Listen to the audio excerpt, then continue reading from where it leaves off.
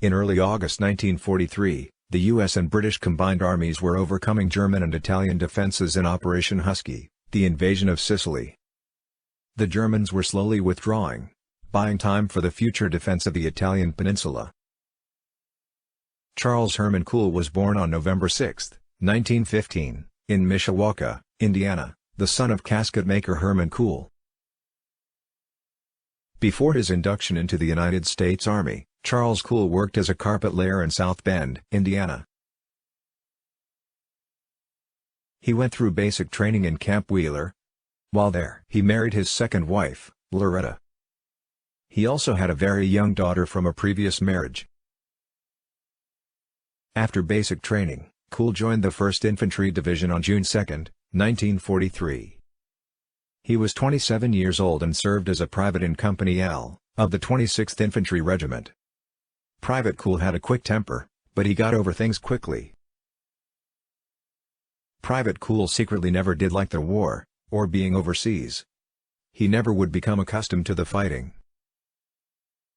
Fighting with the 1st Division in Operation Husky, the Sicilian campaign, Private Kuhl started having chronic diarrhea, having at times as high as 10 to 12 stools a day. He had malarial parasites, but no one knew it at the time. On top of this, Private Kuhl had a severe case of battle exhaustion. These two factors combined caused Private Kuhl to have a case of what they used to call the nerves. Private Kuhl sought help from the doctors at C Company of the 1st Medical Battalion, which was part of the 15th Evacuation Hospital near Nicosia. Initially, they couldn't find out what was wrong with him, so they gave him a generic label of exhaustion. He was put in quarters and given amytal sodium, to help him sleep. Within about a week after returning to his unit, Private Kuhl again needed medical attention at C Company. And again, he was returned to his unit. On his third visit to C Company's doctors in 10 days, they noted in his record that he must be having problems being on the front line. Obviously, something was wrong. They still hadn't diagnosed that Private Kuhl had malaria. At this point, Private Kuhl had been in the Army for a total of 8 months. At this time in Sicily, malaria was taking a heavy toll on U.S. forces, particularly among combat troops. Lieutenant General Patton made it a part of his routine to visit wounded troops in the field hospitals. Even though it disturbed him, he felt it was part of his duty. Patton had a tough outer crust, but he had a soft spot in his heart for his wounded. Prior to visiting the 15th Evacuation Hospital, Patton had asked General Clarence Hubner, the commander of the 1st Infantry Division, for a status report. Hubner replied, "The front lines seem to be thinning out. There seems to be a very large number of malingerers at the hospitals, feigning illness in order to avoid combat duty."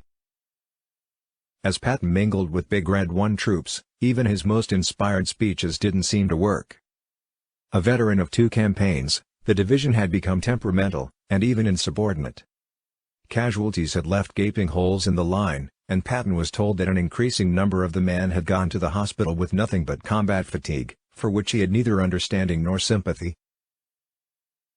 The stress of the campaign was wearing on him, and with Hubner's report of malingerers fresh in his mind, Patton visited the 15th Evacuation Hospital on August 3. While Private Kuhl was waiting in the tent, resting on a box of supplies, Patton entered. All the wounded soldiers jumped to attention, except Private Kuhl. He later recounted that he was suffering from battle fatigue, and just didn't know what to do, which sounds like he was confused. Patton made the rounds and asked each soldier what his injury was. Then Patton questioned Kuhl about why he had not stood and saluted, and what his problem was. After the war, Kuhl explained to a reporter, "I didn't feel like getting up to salute him." He also told Patton, "I guess I just can't take it." Enraged, Patton slapped the enlisted man's face with his gloves. The furious general began swearing at Kuhl, calling him a coward, and ordering him to leave the hospital tent occupied by brave soldiers who had real battle wounds. The frightened Kuhl did not move, which only further enraged Patton. Patton then, according to an eyewitness, raised him to his feet by the collar of his shirt, and pushed him out of the tent with a final kick in the rear. Patton ordered the private to return to his unit, and told the doctors not to readmit him to the hospital. Private Cool was immediately picked up by medical staff and taken to a ward tent. He hid until Patton left the hospital. Cool then returned and was admitted. If Patton had been able to control his temper after this first incident, his slapping of an apparently sick soldier would probably never have become public. No hysterics had been created in the tent, and it was discussed only in passing among hospital personnel, and never got beyond it.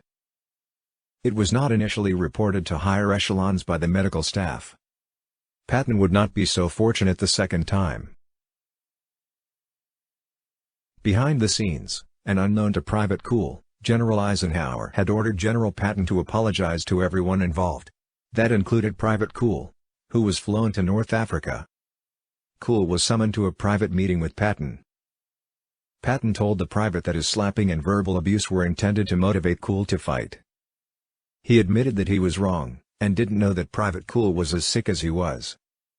He asked Cool to shake his hand in forgiveness. An observer noted that Cool grinned enthusiastically, and shook Patton's hand. "General Patton slapped my face yesterday, and kicked me in the pants, and cussed me," Charles wrote his wife. "This probably won't go through. But I don't know. But just forget about it in your letters." In another letter, Cool told his family he had been flown to North Africa to appear at a hearing, and that Patton had apologized to him in person. The Cools had kept the news to themselves out of deference to their son's wishes. But once the news broke, Hermann Cool brought his son's original letters to the South Bend Tribune, and shared the story. Paul Grady Bennett was born on August 12, 1922, in Guilford County, North Carolina, to Douglas and Ilda Bennett. He had 4 sisters and a brother. A month after his 17th birthday, he enlisted in the U.S. Army at Fort Bragg. Paul married Elsie Capps in early 1941, and they had a daughter, Brenda, a little over a year later. He was smaller in stature than the average soldier, but Bennett fit right in. An officer who personally knew him for years, later described him as a brave and dedicated man. Private Bennett spent over a year in training and maneuvers, preparing for the war in Europe. When deployed, he served in Battery C of the 17th Field Artillery Regiment, which was part of 2nd Corps since March 1943. In Tunisia, the 17th fought the 12th and 110th Panzer Divisions in different engagements, and Bennett's regiment took many casualties. On July 13, the regiment boarded LCIs and LCTs at Tunis, as part of the invasion force of Sicily. Weeks later, Bennett was acting as a forward observer, and was trapped in a foxhole for days before he was finally able to rejoin his unit. When his wife gave birth to their first baby, he became restless, and when she sent him a picture of her and the baby, he began to show symptoms of acute nervous tension. He seemed to fear that he would not be able to see his newborn baby before he died. Even though he was stressed, he seemed to be able to handle it all. That is, until his buddy was wounded on August 6. He found he couldn't sleep that night and was nervous. Incoming shells bothered him more than ever. The next day he was even more concerned about his wounded buddy, and became a nervous wreck. After about 3 days of this, a battery medic noticed his odd behavior, and ordered him to the 93rd Evacuation Hospital near Santo Stefano. Tests revealed he had a fever, dehydration, fatigue, confusion, and listlessness. A medical officer gave Private Bennett some medicine to make him sleep, but when he awoke, he was still nervous and disturbed. He had a helmet on because he said that he could hear incoming shells, but he didn't hear them landing. The next day, a medical officer ordered him to be evacuated, but Bennett begged not to be evacuated, because he didn't want to leave his unit. On August 10, Bradley called Patton and pleaded for him to postpone a landing at Brolo because Truscott's division was not advancing fast enough to be able to link up with the battalion that would land there. Bradley's call left Patton fuming, and he decided to make a visit to the 2nd Corps command post. It was on the way that he saw a sign for the 93rd Evacuation Hospital. Whenever General Patton was upset at something, which in this case was General Bradley's delay of the amphibious landing at Brolo, he found it uplifting to visit the wounded. In a replay of the week before, Patton went from cot to cot, asking questions and showing genuine concern for the soldiers. Some of the wounded had seen Patton before, and they noticed that he was on edge. Patton came upon Private Bennett, who was sitting huddled up and shivering.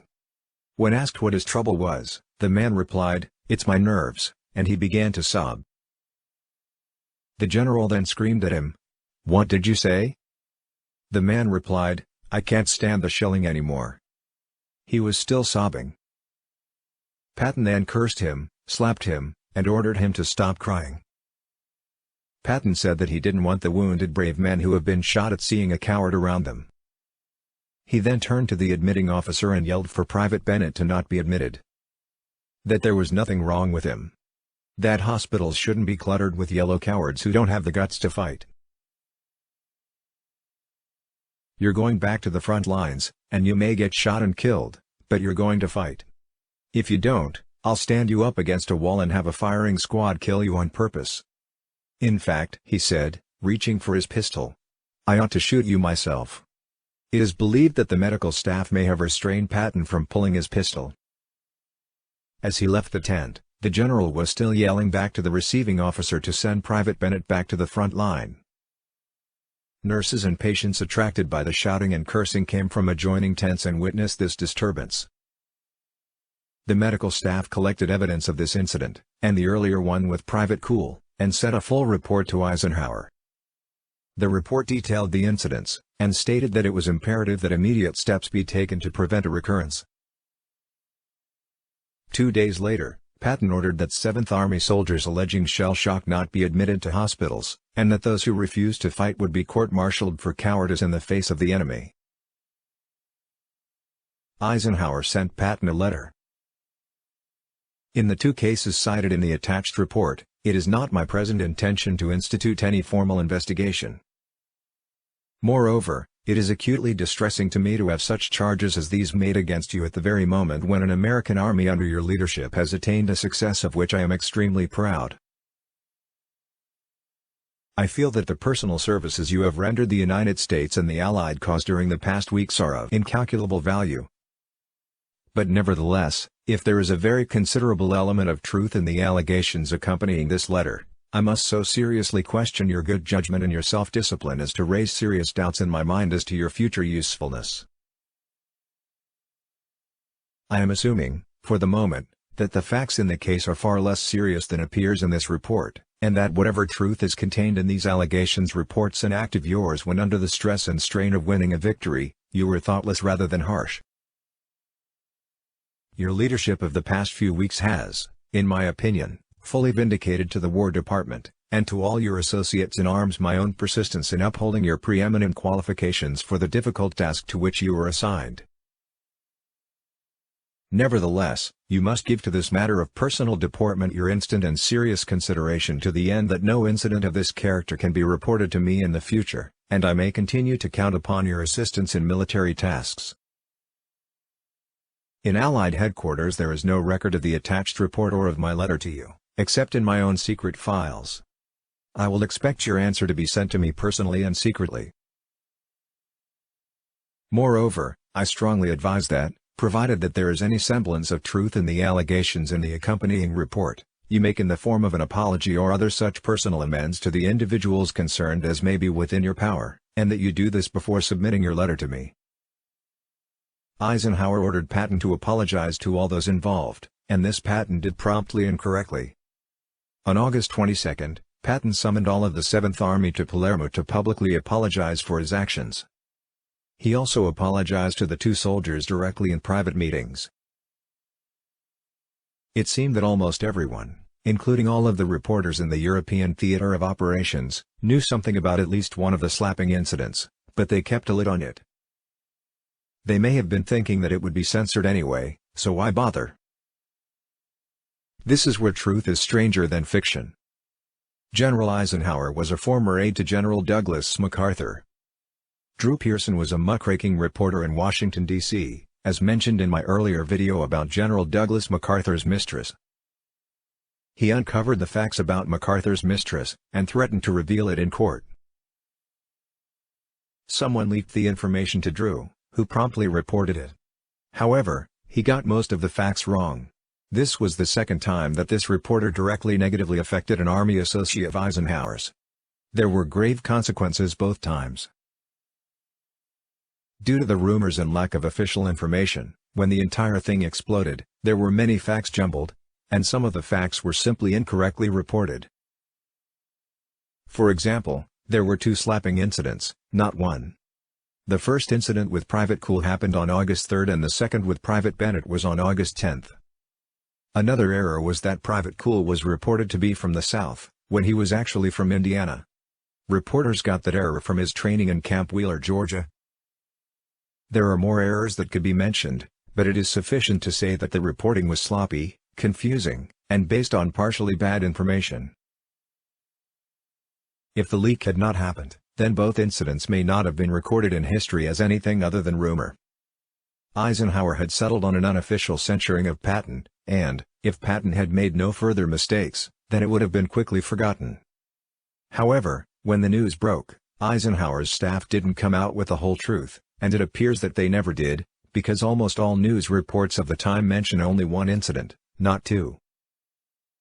Armed Forces Radio carried a brief announcement that an American newsman had reported the slapping of an enlisted soldier by General Patton and that General Eisenhower was investigating the matter. There was another problem. Patton had been recommended for his 4th star, and Congress was considering this when the news leaked.